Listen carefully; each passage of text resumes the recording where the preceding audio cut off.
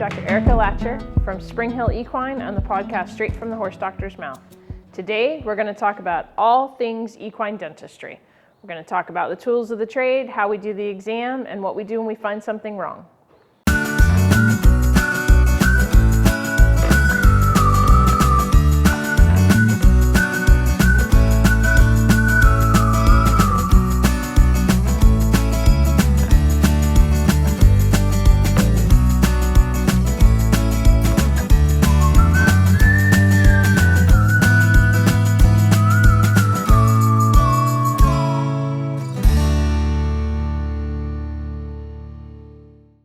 All right, let's start with the tools of the trade. So step one is going to be our bucket, because in our bucket we have what's called a dose syringe. I've never yet had a horse brush their teeth or floss before coming to me. So we use this filled with a mild antiseptic solution. It's basically dilute chlorhexidine that we use to rinse the mouth out, because like I said, never had a horse brush their teeth before they come see me. Next, we're going to give a little bit of sedation. Sedation is super important for this. You'll see why in a moment, but I can't get a good look inside the mouth without sedation so that I can apply my speculum. Now, I realize that this looks like some sort of ancient medieval torture device, but much like I've never had a horse brush their teeth, I've never had them voluntarily hold their mouth open for me. So the speculum is super important. This will make sense in a moment, but this guy right here we use to hold the head up.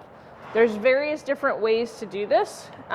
We use a loop that we hang to hold the head up. There's also kind of padded podium looking sort of things that you can set the head on. We prefer this one for a variety of reasons, but this is our head holder essentially. Next, a bright light. So super important things here. Sedation, speculum to hold the mouth open, and a bright light. Probably the most important dental tools I have so that I can effectively use these guys to get in there, feel around, and look. And to facilitate looking, I have my dental mirror, which yes is cracked because unlike humans, I can't get the horses to not bite it. So there's the dental mirror, and then we also have a dental pick, and I'll show you kind of why we use the dental pick once we have the horse out here. So these are all the things we use to do a good dental exam, which is super important. Yes, we're going to float the teeth and we're going to do the things that you think about when we get in there, but our dental exam informs us on every other step of the process. So to do the dental float, lots of us have different ways that we do this. We use something called a Swiss float. It has a spinning head. This is covered in diamond chips, actually. And it's very gentle on skin. That's me running it on my hand. No problem. So very gentle on soft tissues, but grinds tooth.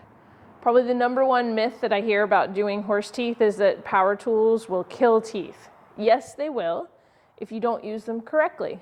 Just like a power saw will take your hand off if you don't use it correctly when sawing boards.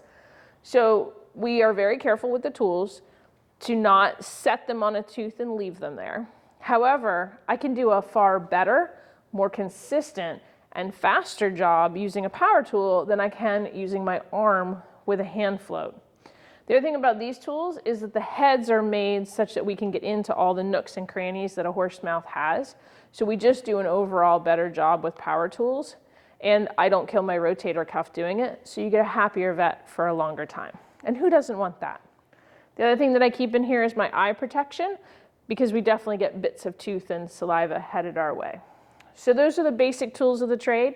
At the end, we're going to cover some others, which will basically our x-ray machine. So let's go get a horse.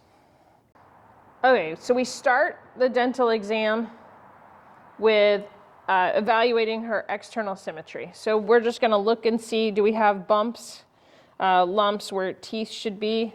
I take my hand and just run down the bottom of her mandible here. Being a young horse, she does have some what we call tooth bumps, and that's where her teeth are erupting. That can be a very normal process, but I want to make sure that she doesn't have drainage or that they aren't too excessive. So I just do that, make sure everything is nice and even on her head, and I don't see anything from the external aspect showing us that there may be a problem going on inside. Then we're going to look at her front teeth. We're going to bring her up here to make that a little easier, but I do a little bit of the same thing on front teeth where I just do kind of an exam to see that there isn't anything. Next, we're going to look to see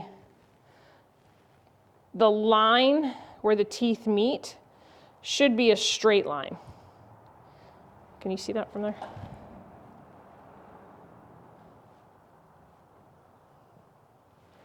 I don't want to see that there is what we call a smile, a frown, or more commonly, the line that the front teeth make is what we call a slant mouth.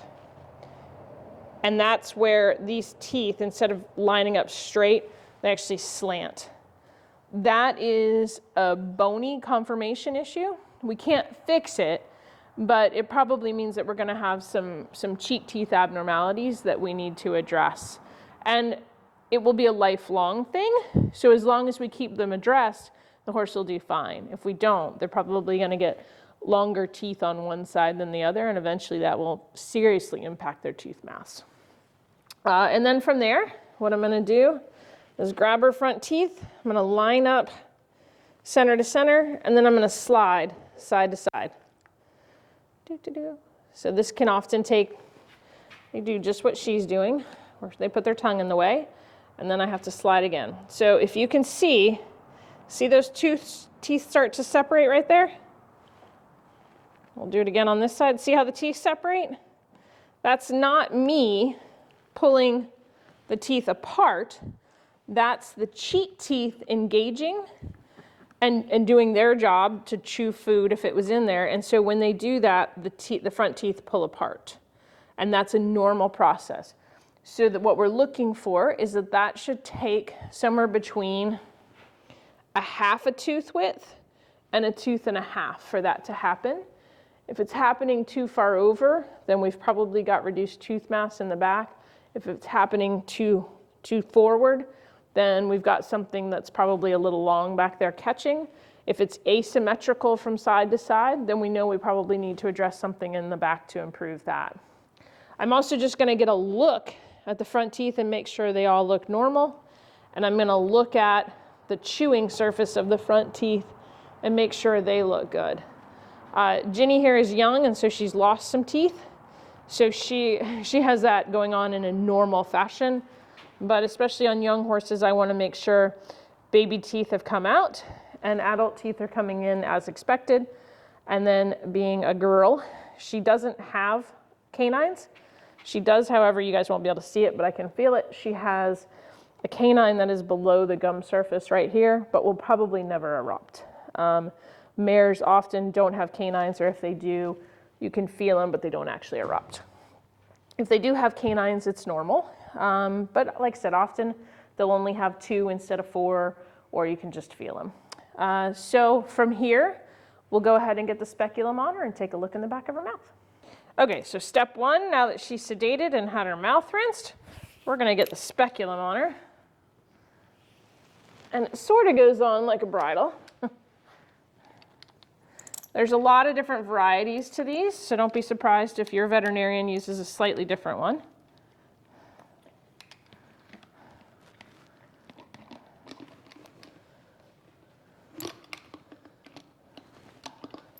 Put it on pretty snug.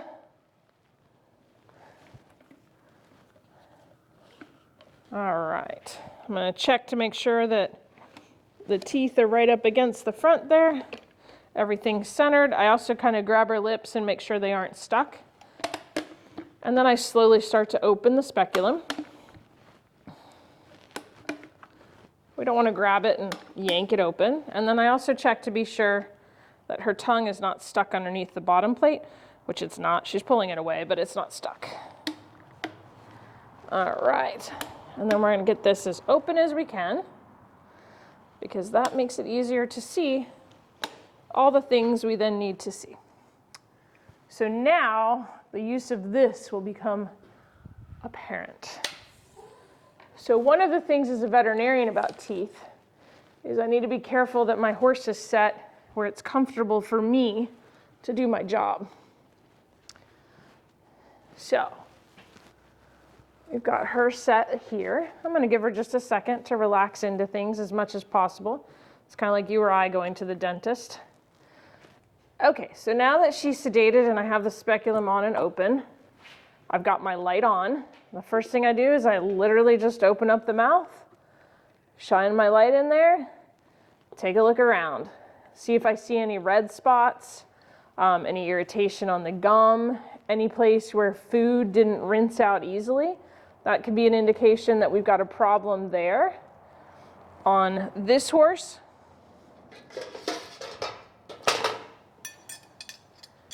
she's a young horse, so she has pretty sharp points, which is common. But on her, she's got some ulceration in the back of her mouth here. All the way in the back there, she's got some areas where she has ulcerated the side of her mouth with the sharp points on her teeth. And that's common in a horse this young. This horse is 4, and they just get really sharp points. So the next thing we're going to look at in here is, as we look down the table surface she has here, that's what we call this chewing surface. She looks like she has a bit of a washboard road. We have a fancy name for that. It's called excess transverse ridge. And it's just basically that the ridge down the teeth is going down. It's very, very common in young horses.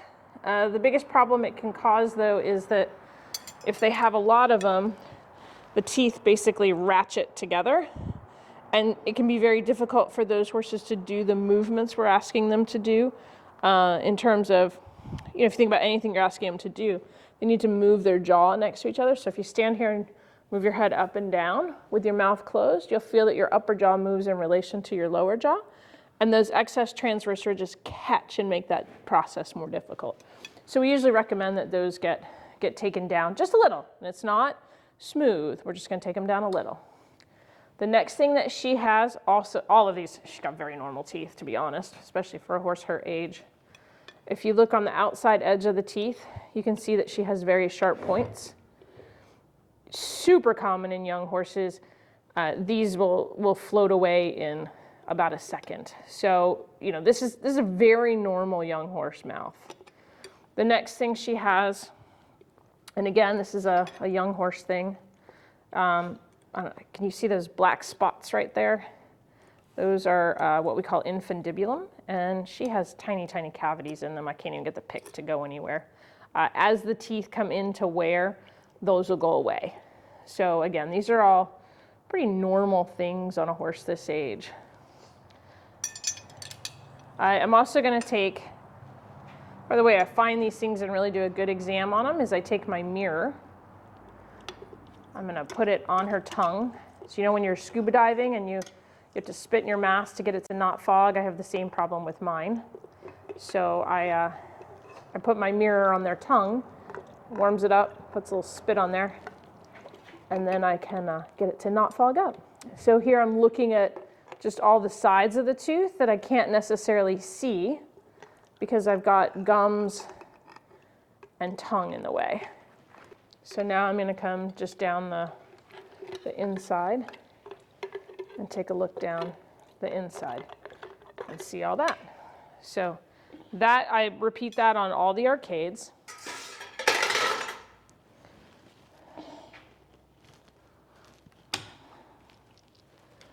The reason I like this system is I can easily adjust it on the fly. And then if I have any questions about teeth, I will often just get my hand in there and give a feel and make sure everybody's tight. Not a concern on her, all of hers look good. But I also, if I have any concerns about the tongue, I can get my hands in and underneath the tongue. Dentistry is a very manual job in horses. A few things I'll also do in here is just take a look at the palate. On this horse, her palate, if you look at it, see how it curves up? That means that she has a lot of room for a bit, and she's probably going to handle ported bits, things like that, a little bit better than a horse who has a very low palate. On those horses, you want to pay attention to that. So those are things I'll just point out to owners and trainers. I'll also feel the bars of the mouth right down here, which is one of the things that we use our bits to kind of interact with, and make sure I don't feel any sharp edges or anything that I'm concerned about there. From there, I've done my exam. I will make note of the things that I see, and then I'll grab my dental float and I'll start floating.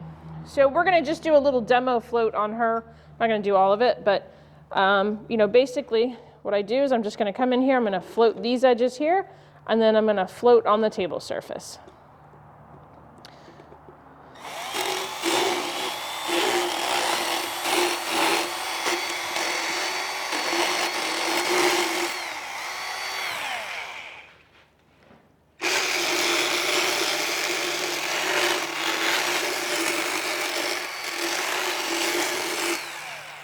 So that's the basic process of a dental float. What you'll notice, and obviously I didn't do a full one for you guys, but what you'll notice is that I did not take those teeth down to smooth. And I would probably take them down a little bit more when I actually do her float, but I'm not going to take them down much from where they are. This is one of the biggest things that I see lay dental floaters do, is that they float those teeth to smooth, and then they say, look at all the work I did. That is not the goal. The goal in equine dentistry is to do as little as possible and as much as necessary, aiming more towards the little as possible. So there you go. There's the basics of what we look at in the mouth. And next, let's go over some of the things that happen when things go wrong. All right, let's talk about when things go wrong with teeth. One of the first diagnostic tools we go to is radiography. X-rays are fantastic. We can see a lot of things we can't otherwise see, with the tooth roots in particular. The tricky part about the head and teeth and X-rays is that we're getting a two-dimensional image of something that's a 3D structure. So sometimes we have suspicions, but we can't confirm it on X-rays. So from there, we go to CT scanners. And once upon a time, that was a great dream of ours that we could CT. I will say that CTs are becoming much more readily available. And in just about every part of the United States anyways, you can find a CT scanner. You're gonna have to drive, but typically you can find one in your region of the country, as opposed to, it used to be there was one in Pennsylvania and one in California. So at least now we've got them in areas where we can get to. So let's talk about incisors first. And this is one of the most common problems we see in older horses, and that is EOTRH, which, as you guys know from the podcast, stands for equine odontoclastic tooth resorption hypercementosis, which is why we go with the acronym, because it's a lot. So this is a pretty normal set of incisors. You can see there's 6 teeth. So 1, 2, 3, 4, 5, 6. And the tooth roots come down and they tie into, this is the maxilla, so it's the upper jaw. They taper kind of long down, do normal things. These are the canines here that are coming in, but this is a relatively normal looking thing. Even not having veterinary degrees, you guys can make out that there are teeth here and that there's a jaw here. Next, we can go over to this one, which is a very advanced case of EOTRH. This is the mandible, so this is lower jaw. So what tooth is there? It looks a little different, but what you're seeing here is an incredibly advanced case. So what you'll see, we can look at all the things, right? So equine tooth resorption. So we can see little bits of tooth, but otherwise the rest of the tooth has been resorbed. You don't see any of the structures there that you see here. They've been fully resorbed. So there's the tooth resorption. Odontoclastic means that the bone and the tooth has gone away. So you don't see a lot of normal bone structure here as well, like you do here. So you've got these nice, strong, bones. This is cortex right here, this bright white line. Good strong bone that you've got there. And hypercementosis is all of this. So this is the body attempting to take cementum, because it's the one thing it can do in this scenario, and make more of it. So this right here, none of that should be there. That's all cementum. But it looks like a bunch of rats or moths got a hold of everything while it's still, you can see this jaw comes down straight. This one does this. That's because the body has laid down cementum here. So you've got the clastic activity, the odontoclastic, where you've got the holes, and then you've got cementum being laid down. So this is pretty typical of an advanced case. In the early stages, we'll see little bits of this kind of around the edges of these teeth. So that's that. This is a cheek tooth. So let me make everything a little bit, ooh. So you can see this is the edge of the head, kind of the front of the nose here. And this is an x-ray of cheek teeth. So you can see we've got teeth going on here. This doesn't come all the way forward, doesn't get all of them. So we've got top teeth here, bottom teeth here. You can see some of the challenges that we face here, and that we've got sinuses up here. And it can be a little bit difficult when we get down to the edge to decide what's a tooth root and what's part of normal sinus architecture. It's one of the games we play looking at radiographs. But this is an older horse. He's had great dental care throughout his life, but he's just getting to where his teeth are getting a little bit old. And what we found on his routine dental when we did it was that this tooth right here, which is second to the last, so we call, this is the tooth number 10, and the arcade that it's in is what we call the 200 arcade. So the way we number teeth is the 100 arcade, 200, 300, 400. So this tooth is 210, and that tells us it's the second tooth from the back on his left side. So right here, we've got a tooth. You can even see, see that crack right there. So this tooth is fractured. It's got this going on right here. There was just a lot going on. Luckily, the tooth had not put infection into this sinus cavity that is right here. So it was right up on the sinus. And this is why teeth cause sinus infections so readily when they get infected, is there's the bottom of the sinus cavity, there's the tooth root. And this is a 25-year-old horse. So if this was a younger horse, that tooth root sits right up to the edge of the sinus. This one had not gotten infected yet because his owner does a really good job taking care of him. And so the tooth had not gotten infected, but it had fractured. So we went ahead and sent this one to have the tooth extracted. And I can show you what that looks like. We were shooting something else on him coincidentally the other day, and this is where the tooth, you guys saw that tooth. So you can now see it's gone. There's no remaining tooth root there, and these guys are much happier about life. You can't necessarily tell that, but trust me, everybody's happier that these teeth are gone. What you can't appreciate here, though, is that this is the lower tooth. See how it's already got a hump in it? And that's because it's got no tooth opposing it. So we're going to have to keep an eye on that for the rest of his life, even though he's got really tiny teeth. The other thing I'd like you guys to appreciate from here is that on these dental radiographs, this is